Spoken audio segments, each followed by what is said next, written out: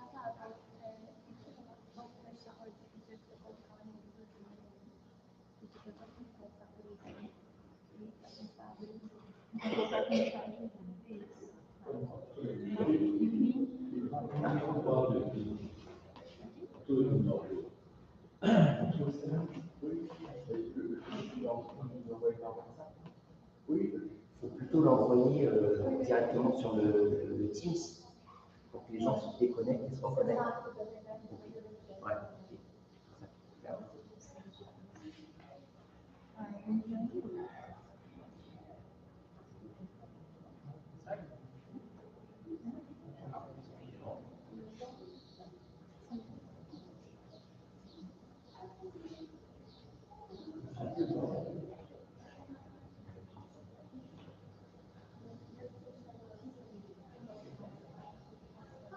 Ouais, on va ajouter aussi en place sur la version Zoom.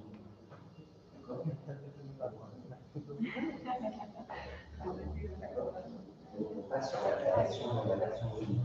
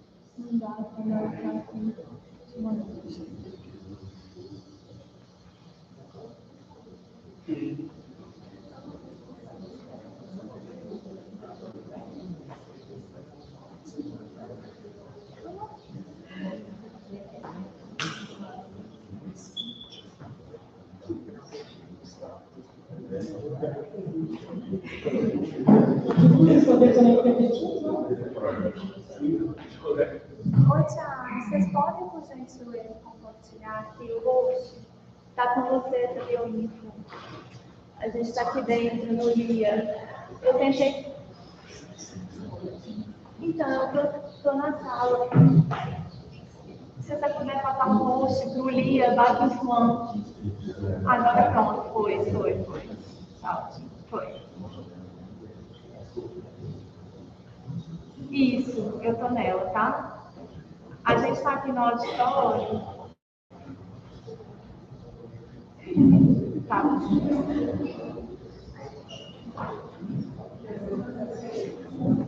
Oi, Felipe, tudo bem?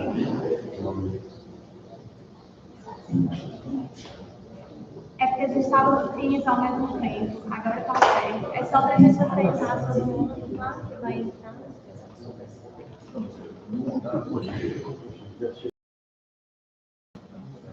Não,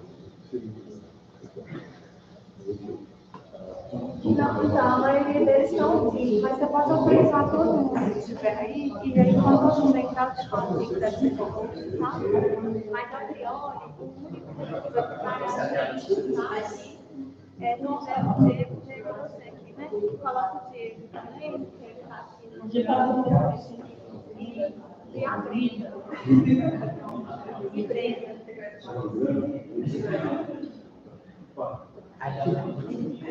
Ah, tá bom. Não, aí eu espero, aí eu estou da liberação. Ah, perfeito. Não, tá ótimo. Isso, pode ir, tá? Muito obrigada. Beijo.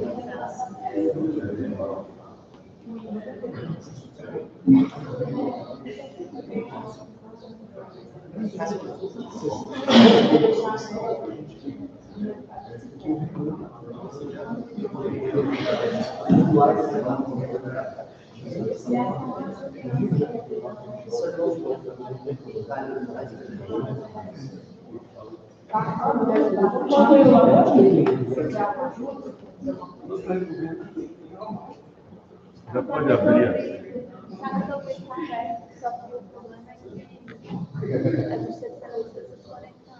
Ah, tá.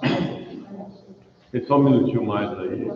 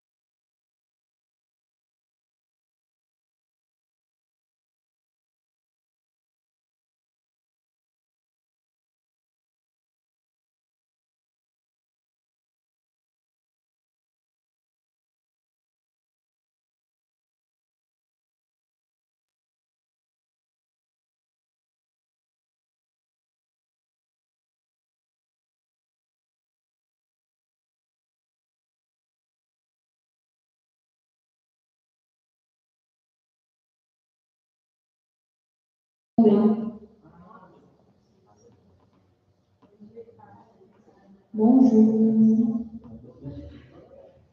Oui, on t'entend.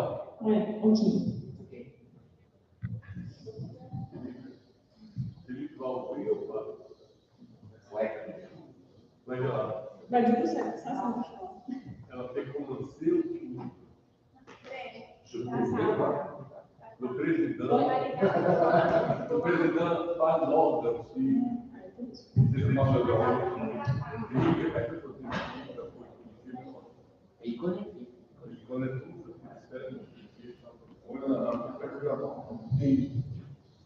So we can start. I can introduce you. Use the microphone. Use the microphone. Okay.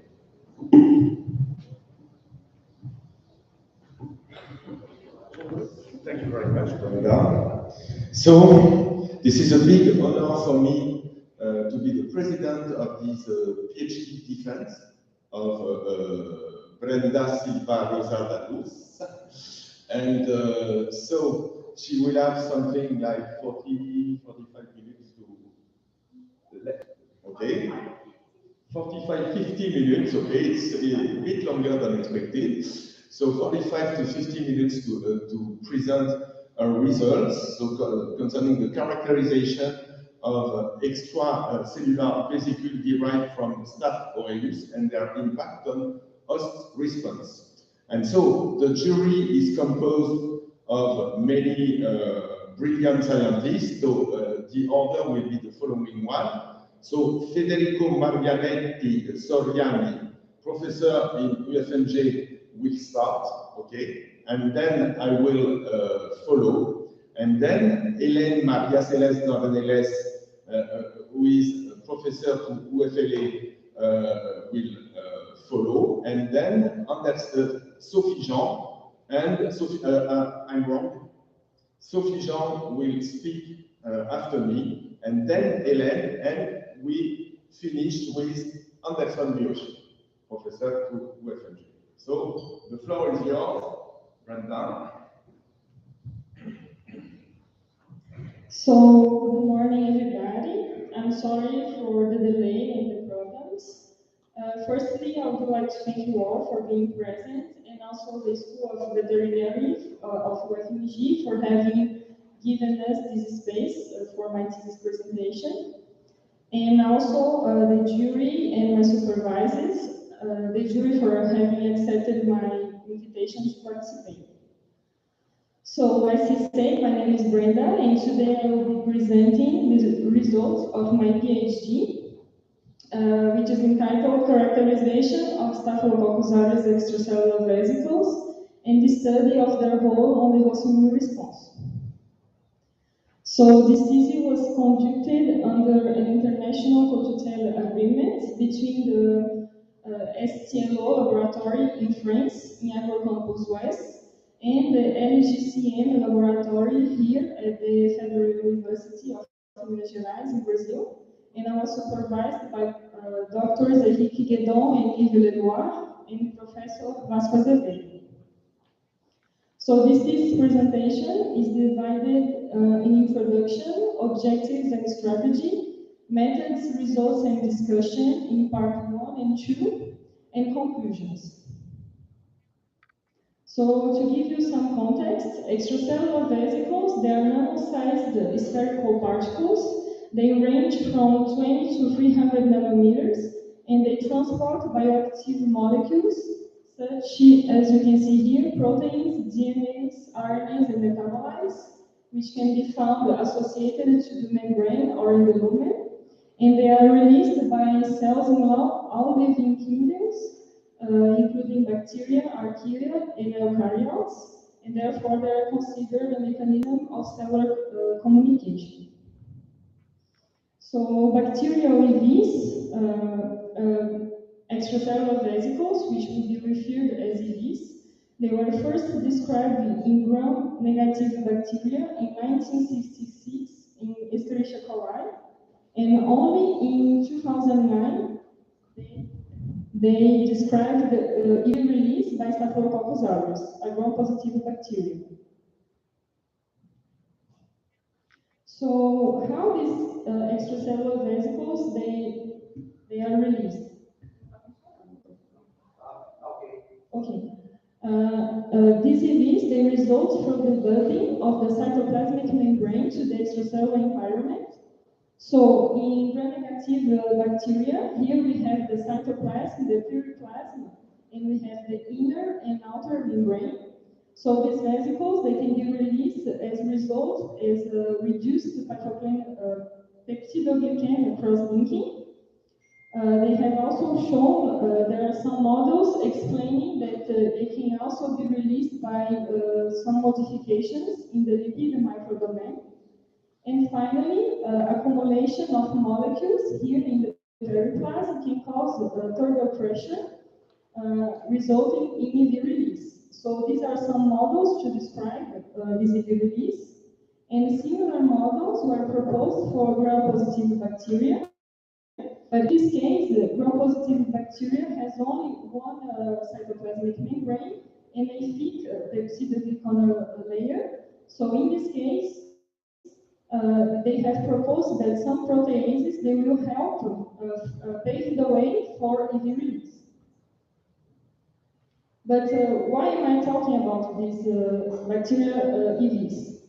They have been shown to exert many functions, such as offensive functions linked to the killing of competing bacteria, toxin delivery to host cells and immunomodulation. And they can also be involved in defensive functions such as portal sensing, horizontal DNA transfer, and the release of misfolded proteins and other molecules unwanted to the cell. So as you can see, these functions are dependent on their specific cargo. And how these EVs they can exert these functions? Actually, this lipid layer is able to protect this cargo inside against the action of degrading elements. So the producing bacteria secretes these EVs, and they are able to exchange material, transport this material to recipient cells, which will be modulated by these extracellular vesicles. Sorry. Indeed, it has been shown that they have many roles in bacteria and host interactions, and there is one emerging field of interest that is the study of the involvement of these EVs in infectious diseases and pathogenesis. One major and important pathogen is Staphylococcus aureus, a gram-positive bacteria which is arranged in grape-like clusters and infects the host as a facultative anaerobe. So this bacteria is a human opportunistic pathogen. It can cause several infections that goes from mild infections in the skin to life-threatening diseases, such as pneumonia, sepsis, and endocarditis, among others. And it's also the etiologic agent of mastitis, an inflammation of the mammary gland, that will affect their results and cause great economic losses worldwide. So this bacteria can infect these hosts because it produces several virulence factors, a vast arsenal, which includes enzymes, cofactors, cytotoxins, and superantigens that will be related to biofilm formation and immunomodulation, among other functions. And they also, this bacteria also relies in complex gene regulation mechanisms, which includes transcriptional regulators, signal factors, two component systems, and small regulatory RNAs. So these components will allow bacteria to optimally adapt to changing conditions to guarantee bacterial survival. These virulence factors, they can be surface-exposed proteins or adhesins, for example, that will play a role in adhesion, internalization, and in bacterial colonization. And they can also be secreted molecules, such as toxins, which will define disease severity. So extracellular vesicles could be a vehicle for both delivery and surface display of these elements, and could help play a role in pathogenesis. So what are the EV's functions of this bacteria? So I made a review which was published as a book chapter last year. So I will give you an overview. So to date, regarding EV biogenesis and release in Staphylococcus aureus, most studies have focused on human clinical strains, and therefore there are still few reports on EVs which are derived from other non-human isolates. They have shown that the EV release depends on intrinsic factors. They are strain dependent, and we have also lipoproteins and phenol-soluble modelings, PSMs, that can modify the membrane fluidity of bacteria, affecting EV size and concentration. And also the sigma factor B is linked to this EV modification. However, the whole remains to be elucidated. Extrinsic factors can also play a role in EV release. They include environmental stresses, especially antibiotics, which will affect bacterial growth and peptidoglycan cross-linking, altering EV size and concentration. Now, regarding EV content characterization, most studies to date, they have focused on the proteome of these EVs. They have shown that the EV protein content is strain dependent and that it contains cytoplasmic, membrane, and extracellular proteins, and that some of these proteins, they are enriched in these EVs, which suggests that selective packing exists. And finally, the EV protein content can vary with growth conditions. However, when we started this work, there were still few reports showing the impact of the environment on EV's properties. Regarding nucleic acids, there are even fewer reports that have shown the presence of DNA and RNA, however, they were not characterized, and other components such as lipids, peptides, and metabolites were not characterized at all. So in short, there are still few studies showing EV components other than proteins. And finally, regarding EV functions, they have shown that in EV bacterial interactions, Staphylococcus aureus EVs, they are able to transfer antibiotic resistance to susceptible bacteria, so Staphylococcus aureus and also other species.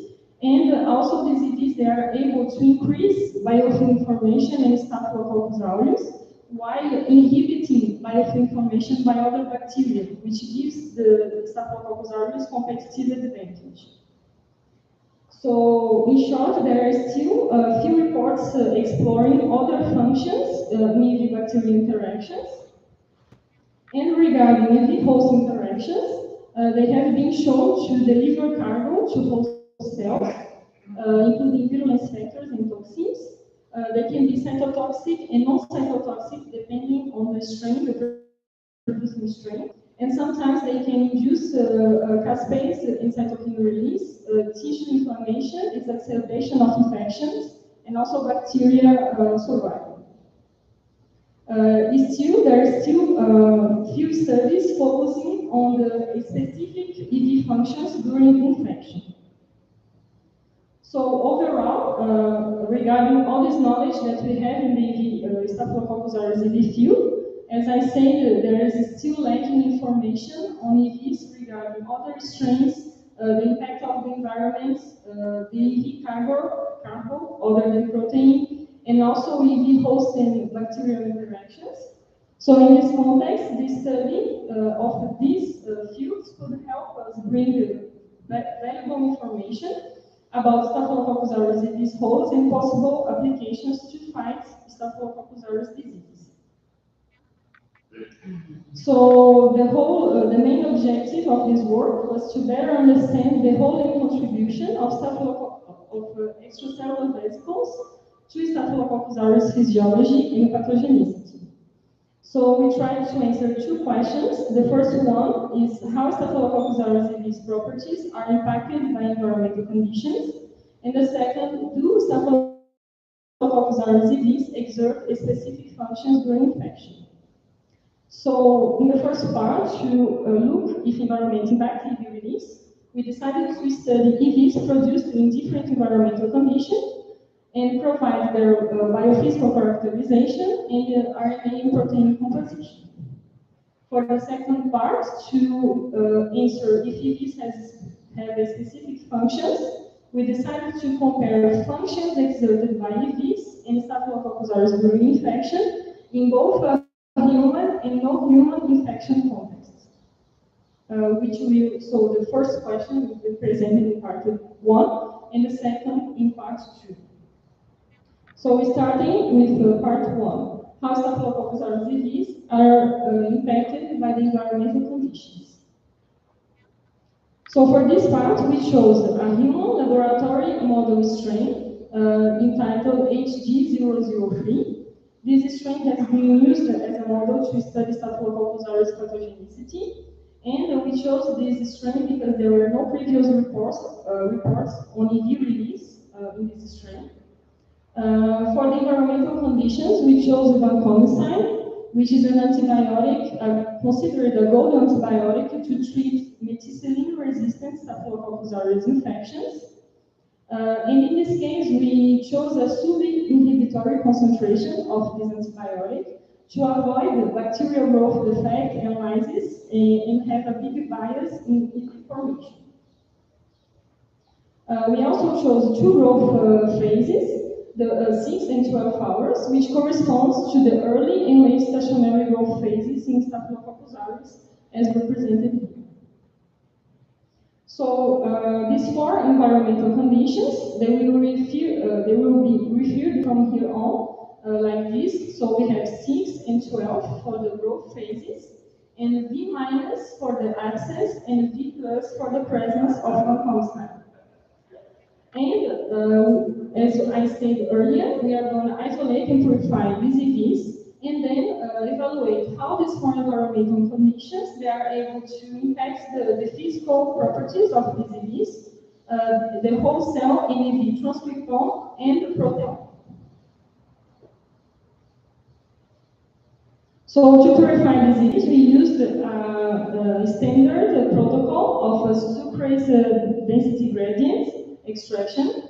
In this protocol, we have several steps of ultracentrifugation that will help separate EVs from impurities found in the supernatant. And to characterize EVs, we use transmission electron microscopy to visualize them, and a nanoparticle tracking analysis to measure EVs size and concentration. So as you can see here, these EVs, this strain HG003 produces EVs that has cup-shaped structure. And in this graph, we can see the concentration of EVs related to their size in nanometers. So as you can see, these EVs, they have a monodispersed profile that goes from around 80 to 200 nanometers in total. Now regarding EV concentration, as we can see here, comparing the different conditions, we can see that there are no significant difference in EV concentration. However, we observed that EVs derived from 12 hours growth phases, they are bigger than EVs derived from 6-hour growth phases, both in the absence and the presence of vancomycin, showing that the environment can impact, in this case, the EV size. Now that I have showed you how these conditions impact the EV's physical properties, we are going to look at the whole cell NAV transcriptome. So to this, we took bacterial NAV samples. We performed a phenylchlorophore protocol RNA extraction, where we separate these RNAs, we precipitate, and we recover them. And then we sequenced these samples in a high-seq platform of RNA sequencing. So here in this figure, I have the fraction of annotated genes that were identified in both whole cells and EVs in different conditions. So the colors here, they represent the gray color messenger RNAs, the green ribosomal RNAs, the red transfer RNAs, and the blue small regulatory RNAs. So as you can see, we identified more than 3,000 RNAs in bacteria and around 2,600 in EVs. And we can see that this comprises our RNA classes: messenger, ribosomal, transfer, and small regulatory RNAs. Interestingly, we found that approximately 78% of all annotated genes for these strains they were present in EVs. So this high number of identified RNAs led us to check their RNA integrity. So here in this graph, in the right here, I have the gene coverage of the RNAs identified in both whole cells and EVs. So as you can see, by the percentage here in the left, bacteria present high RNA gene coverage in all conditions except for small regulatory RNAs. And when we look at EVs, this profile is very different, showing that most EVs RNAs are fragmented.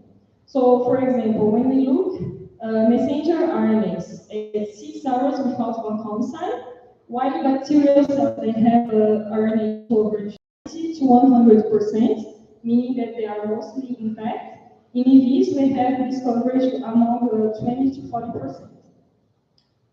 So in this case, considering that the majority of RNA seems to be fragmented, we decided to look at potential functional RNAs which are intact.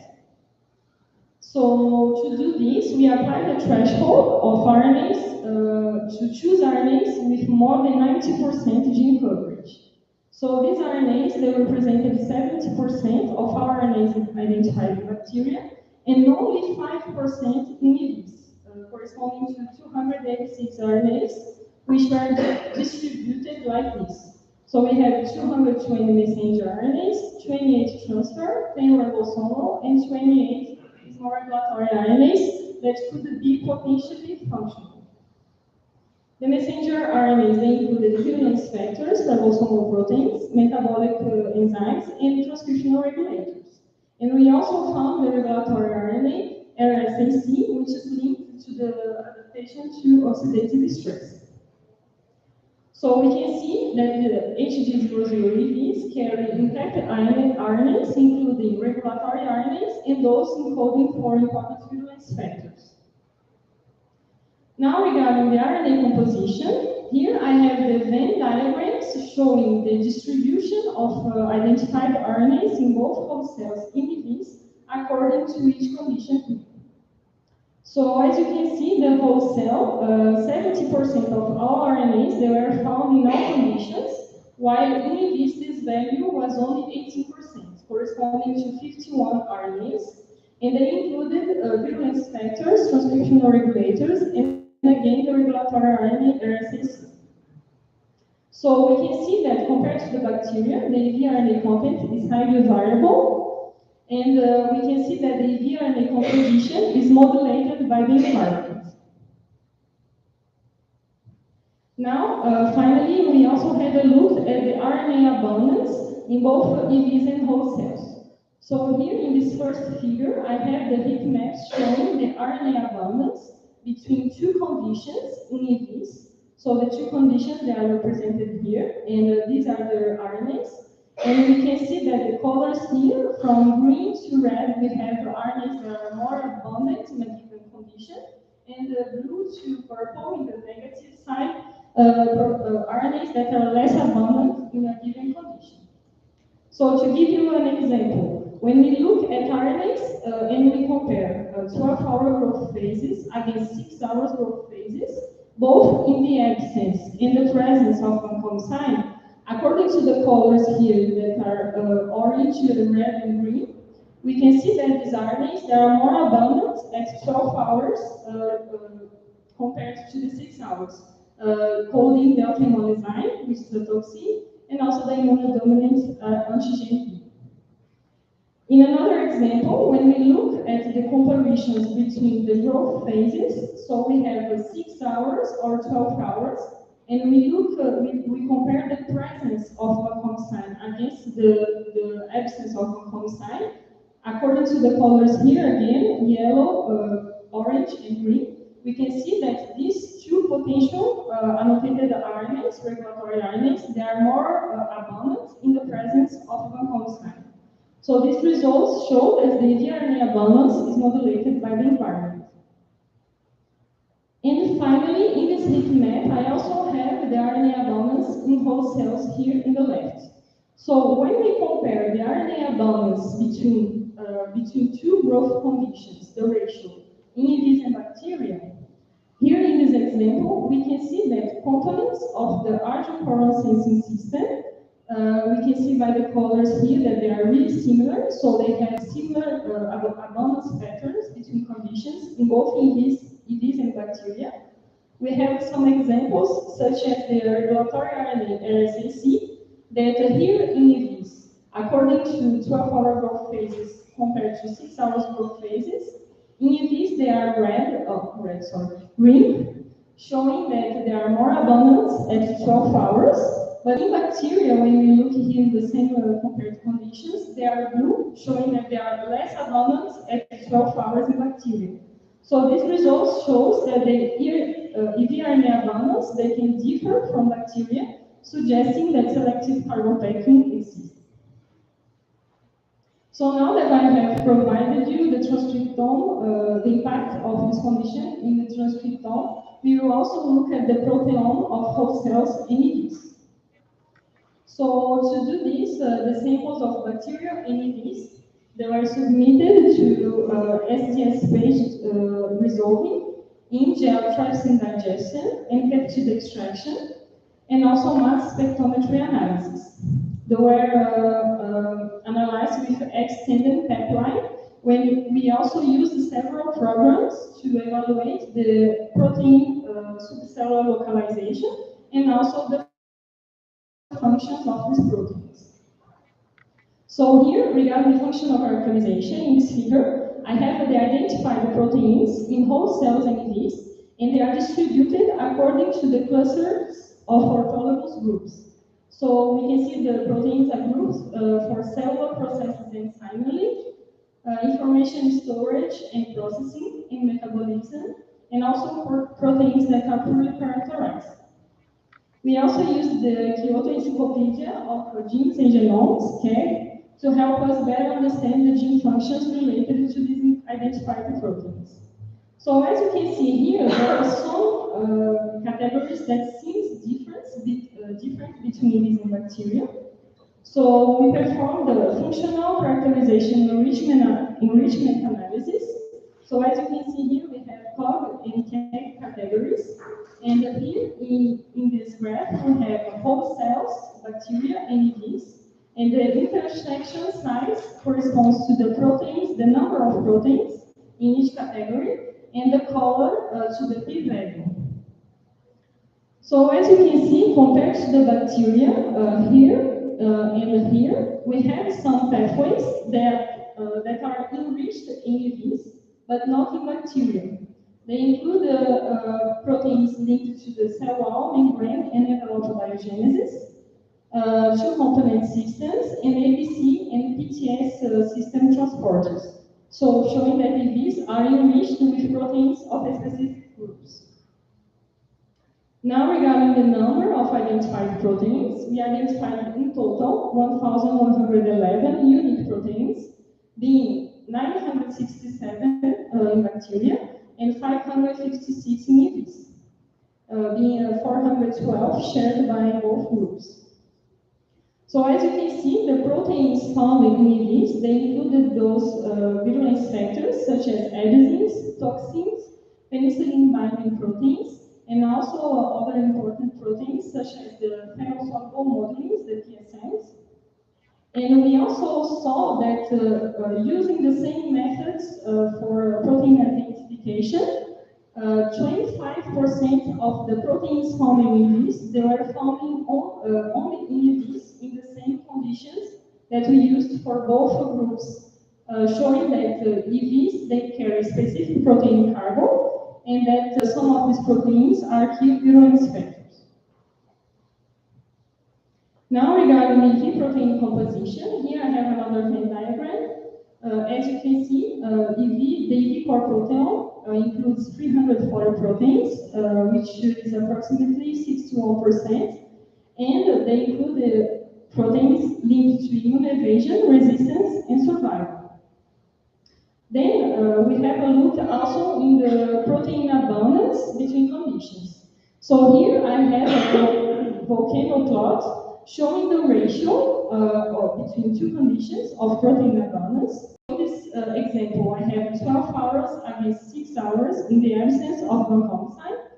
And here I have the log2 fold change related to the p-value at -10 log scale.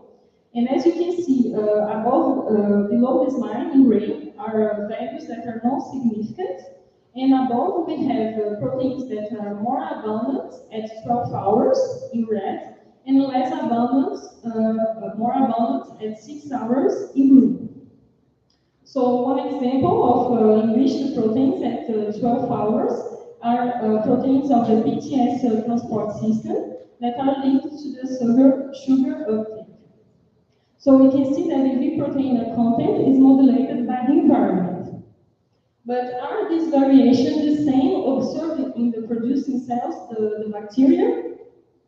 So as we did for the RNA content, we decided to look at the relative protein abundance between EVs and bacteria. So in this example, we also have 12 hours without vancomycin. So here, in this case, as I said, the gray colors are not significant. And here, the proteins in red are those more abundant in EVs, and the proteins in blue are more abundant in the whole cell, the bacteria. So as you can see, many of these proteins, they are linked to immune evasion, resistance, transporters, and also non-light proteins, showing that they can be relatively enriched in EVs, and showing that the EV protein content also differs from bacteria, suggesting that selective cargo packing exists. So as conclusions of this first part, we have shown that HG003 strain is able to produce EVs whose EV size are affected by the growth phase. These EVs, they contain RNAs of all RNA classes, most fragmented, but some intact RNAs include the regulatory mRNAs and those coding important virulence factors. The protein content is also specific and includes virulence factors too. So we can see that the EV size and content is modulated by the environment, and that the EV content differs from bacteria, reinforcing that selective packing exists. So it's also important to note that this work was the first one to provide a deep characterization between EV content and that of bacteria. Also the first to provide a deep characterization of the EV RNA content in Staphylococcus aureus and also in gram-positive bacteria. And also the first one to demonstrate that the EV RNA content is selectively packed in EVs as previously shown for the protein cargo. So this work in the part 1 was published as 2 original articles. So now, just to remember the second question that we wanted to answer. So do EVs exert specific functions during infection that I will present in part 2? So as the strategy for this part, for the human context, we used the same laboratory model strain that I described in part 1 because we still don't know the functions of diseases. So since Staphylococcus aureus is able to cause several infections in humans, we decided to use various models in vitro and study by qPCR gene expression in pulmonary cells, keratinocytes from the skin, and osteoblast-like cells, what are the whole of disease. Now, in the no-human context model, we used the strain Newwood 305, which is a strain associated to the mastitis in bovines. And we chose this strain because it was already a previous work in the lab. So Tartaria et al., together with my supervisors, they have published an article in 2018 that have shown that EVs derived from this strain are able to induce the pro-inflammatory response in vitro and and also promote tissue inflammation deterioration in vivo. So in this study, we decided to use a bovine model in vitro and give RNA sequencing, a deep characterization of the host response by RNA sequencing of bovine mammary epithelial cells, and also called BMAX. And also, we tried to validate part of these results in a murine mastitis model in vivo by qPCR expression of mice mammary glands stimulated by disease. So, for the first part, the human context, the three human cell lines, they were exposed to both EVs from the HG003 human strain and also the bacteria during 4 and 24 hours. So we performed the RNA extraction, DNA treatment, and RT-qPCR. And what we found, so here in this graph, I have the gene expression.